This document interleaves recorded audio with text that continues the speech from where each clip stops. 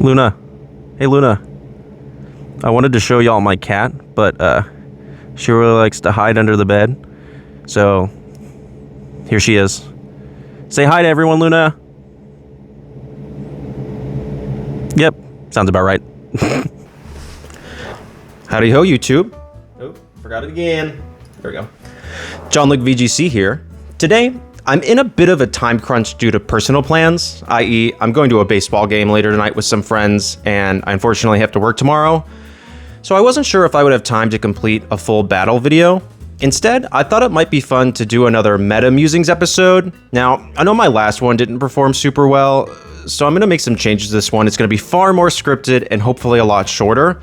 So let me know what y'all think and if there's any other changes I need to make down in the comments. But let's just get into it. As you can tell, I'm talking about KORAIDON. I actually really like KORAIDON, being an original SCARLET purchaser, but you're seeing far less of it in the meta than was expected prior to Regulation G. I've been using my own KORAIDON team in tournaments lately to some moderate success, but I still have some workshopping to do, and that's why you're not seeing it on the channel yet.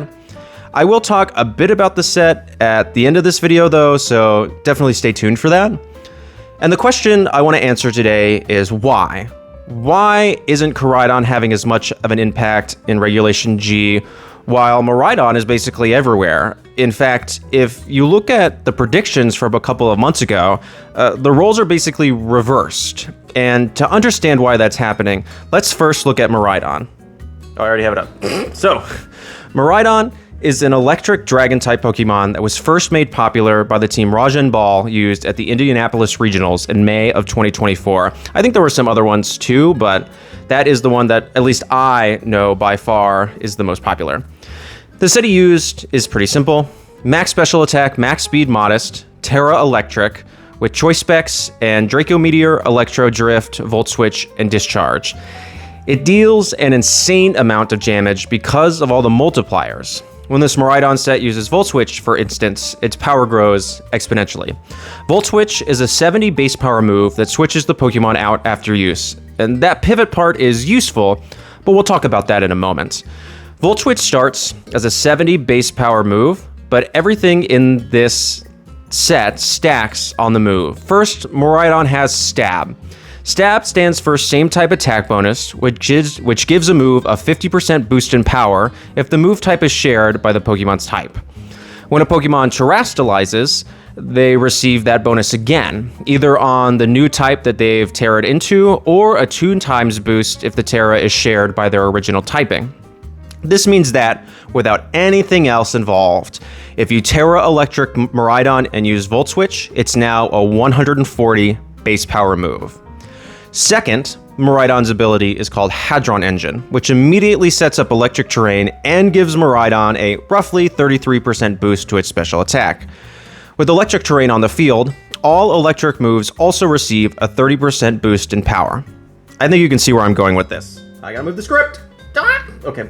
Volt Switch, a stab electric move on Miraidon, can receive a 50% boost from stab, an additional 50% boost if you use Terra Electric, a 30% boost from electric terrain, and that's all on a special attack that is being boosted by roughly 33% by Hadron Engine. And that's not even including the held Choice Specs, which gives Miraidon an additional 50% boost to its special attack stat. That is a ton of multipliers that I cannot add correctly to tell you how strong it makes the move. Let me tell you, it makes the 70 base power move very, very strong. And that's not including strong moves Miraidon has, like its signature move Electro Drift, which is a base 100 power, and receives an additional 33% boost if Hadron Engine is in effect and the move is super effective on the target. That's outside of the 33% boost to Miraidon's special attack boost from Hadron Engine. It's an additional 33%. It goes absolutely crazy. But Volt Switch has one other thing going for it. The Choice Specs items, if you're unaware, gives the Pokemon a 50% boost to their special attack with a drawback that they can only use the first move they select while on the field. This resets if the Pokemon leaves and re-enters the field. Since Volt Switch causes the Pokemon to leave the field, it's a perfect pairing with a choice item. It's almost necessary for a choiced Pokemon to have some form of pivot move. All of this is to say that Miraidon can deal an absolutely insane amount of damage with a move that allows it to pivot out of a bad situation and come back later to deal even more damage. The multipliers are its friend. Now, let's look at KORAIDON. Oh, I should have actually done this. Hang on. Item. Let's mock up the most popular set you're going to probably see. I don't want to reveal my set too quickly. It's what?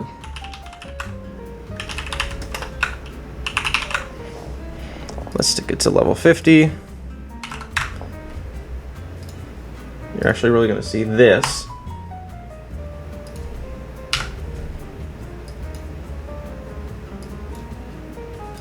So, let's start there. KORAIDON, the counterpart, is a fighting dragon type Pokemon, and Miraidon's counterpart as the opposing box legendary of Generation 9. So, now that we know why Miraidon works, why doesn't KORAIDON work in the same way? Well, there's a few reasons. First, let's look at its ability.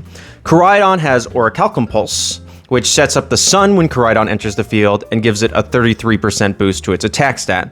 That is fantastic, it's an amazing ability, but you'll still notice some differences. First, Miraidon gets Electric Terrain, which directly boosts its stab electric moves separate from its Hadron Engine ability. Orichalcum Pulse sets up the sun, which gives the same boost to fire-type moves, but KORAIDON isn't a fire type, so it loses that same type attack bonus I talked about earlier. That means if you run KORAIDON with a Fire Terra type, it's only garnering a 1.5 times boost to its fire moves instead of 2 times, like Miraidon and its electric moves. That is one multiplier gone, assuming that KORAIDON is holding a choice band. Second is its pivot move. Remember, Miraidon is so good because its normally weak pivot move gets so many multipliers that it deals an insane amount of damage that is somewhat criminal. KORAIDON's pivot move is U-Turn, a 70 base power bug-type move that switches the Pokemon out. So, U-Turn loses the original stab from its typing, the stab from Terra, and the boost from the sun, since it's not a fire-type move. This means that out of the 5 multipliers that Miraidon gets on Volt Switch, U-Turn only receives 2 of those 5's multipliers.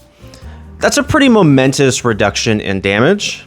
Secondly, Bug is probably the worst typing in the game, only hitting Grass, Psychic, and Dark types for super effective damage, but being resisted by Fire, Flying, Poison, Fighting, Steel, and Fairy.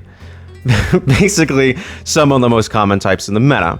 So, while Ground types are immune to Volt Switch, Electric only has 2 resistances, Dragon and itself.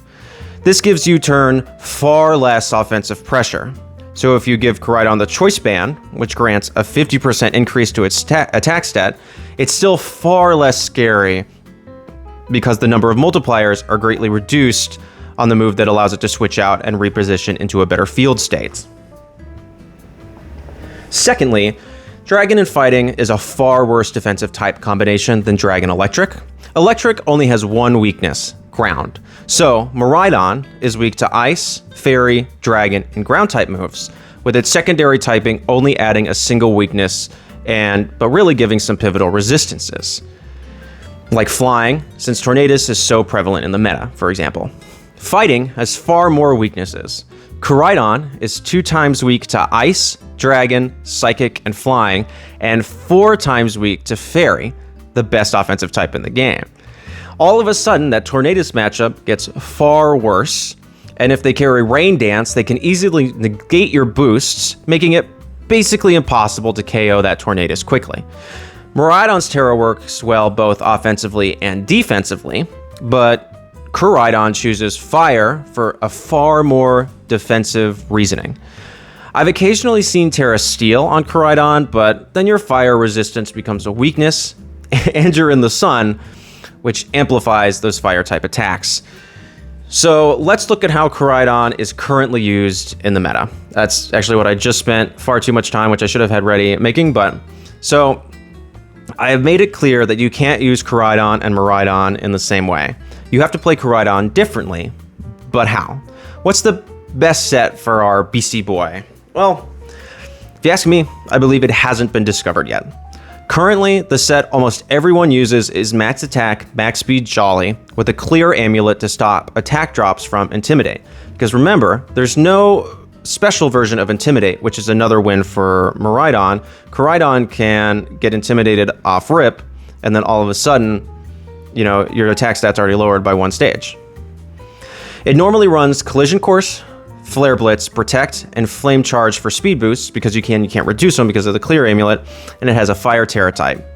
This set has seen a few wins, like placing first at the Carolina Special, an event in May of 2024, but nowhere near its counterpart.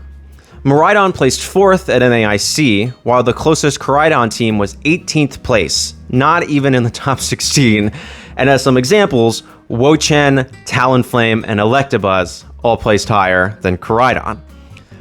Koraidon's typing is particularly weak into the meta. I talked briefly about Tornadus, since that's one of the more prevalent flying types, but there is one other burb you should be scared of: Pelipper. Pelipper is a relatively weak Gen 3 Pokemon that has skyrocketed in usage during Regulation G due to its utility move Wide Guard and its ability Drizzle. This ability immediately sets the rain whenever Pelipper enters the field, which also gives it 100% accurate Hurricanes. You see the problem. Pelipper is slower than Koraidon, so if you send both of them out on turn 1, Peli will always win the Weather War since its ability will activate second. It can then immediately threaten with a 110 base power, stab, super effective Hurricane that cannot miss to absolutely obliterate your restricted, particularly when we only have one right now. This isn't even mentioning fairy types that threaten 4 times effective damage, like Whimsicott, Fluttermane, and the strongest fairy type of them all, Terra Fairy Calyrex Shadow. CSR almost always immediately threatens up with a psychic type attack and is always faster than Koraidon without the assistance of an item. So, as you can see, Koraidon's type matchup into the meta isn't great. Even prevalent fighting types like Urshifu always use their Terra to escape their fighting type, or use Choice Scarf to attack before a faster fairy type can get the damage off. Wait a minute. Urshifu. What if... Yes. That is exactly where my mind led me when I was thinking about how to use Koraidon. That's right. Let's pivot. Boop. Koraidon and Urshifu are very similar. Both are fighting and a secondary type. Both need speed help, and both have access to the pivot move U-turn. That's where my set comes in. If you replace Urshifu in a triple pivot core, what kind of team could you build? That was my idea for my current tournament team. While I don't want to go too hard into my team since it's still a work in progress, I'm happy to take a look at my Koraidon set to see if it inspires anyone else to find the best way to make this Pokemon work. I would love to see that. So my set is inspired by your standard Scarf Urshifu with a couple of changes. First, Koraidon has a much higher base speed than Urshifu, which works to its advantage. That means that I don't have to invest much speed at all, really, to outspeed anything else in the meta with a Choice Scarf. 68 EVs into speed without a speed boosting nature is enough to outspeed anything else in the meta, including Scarf Urshifu. Remember Adamant Scarf Urshifu, I think max is out at 149 or 159, I can never remember. I gave Koraidon a few extra points just to make sure I am always faster than max speed Adamant Urshifu. This opens up a ton of EVs to invest into bulk and allows me to run an adamant nature for additional damage. 252 EVs into an attack, and all of a sudden I still have 188 EVs to put anywhere I want. Currently, I have 4 in HP, 4 in defense, and 180 in special defense, since almost all super effective attacks Koraidon will take come from special attackers, and its special defense is only base 100 while its defense is base 115. This is particularly where I need to edit because of the moveset. With a Choice Scarf, I run Flare Blitz, Collision Course, U-turn, and Dragon Claw.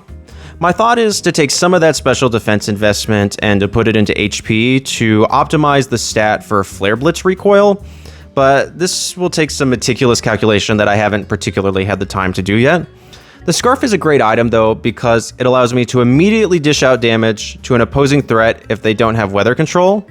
And even then, I have Whimsicott to help with that, and Whimsicott to cover for speed control. Calyrex Shadow, which would normally be a huge problem, now gets OHKO'd by a Terrifier Flare Blitz before it can even move. And U-Turn allows me to pivot off Pelipper safely, so I can come back later to reset the weather. Pair that with a Rillaboom and Incineroar, and you've got a fantastic trio. Ultimately, my idea is still a work in progress for me, but I think a Choice Scarf might be the way to go with Koraidon. That's really about it. That's what I wanted to talk about. So thank you everybody so much for watching, and let me know what you think of this format. I would love to do more discussion style videos, but I still need to learn kind of what y'all like and what you don't like about them. Hopefully this shorter scripted format is a bit better, but please let me know down below in the comments. Remember, I cannot improve without your feedback. So, as always, as Twan says, don't forget to like and subscribe. I'm loving the channel growth and interaction, and I'm excited to keep the train rolling. Thank you so much for joining the channel, and know that you're appreciated. Hopefully on Sunday, or this will come out on Sunday, so on Tuesday I will be back with my standard battle videos. But for now, I'm gonna go enjoy some time with friends, a nice summer evening, and then tomorrow, unfortunately, I'm going to shill for capitalism. So, all right, everyone, have a fantastic Sunday. Peace!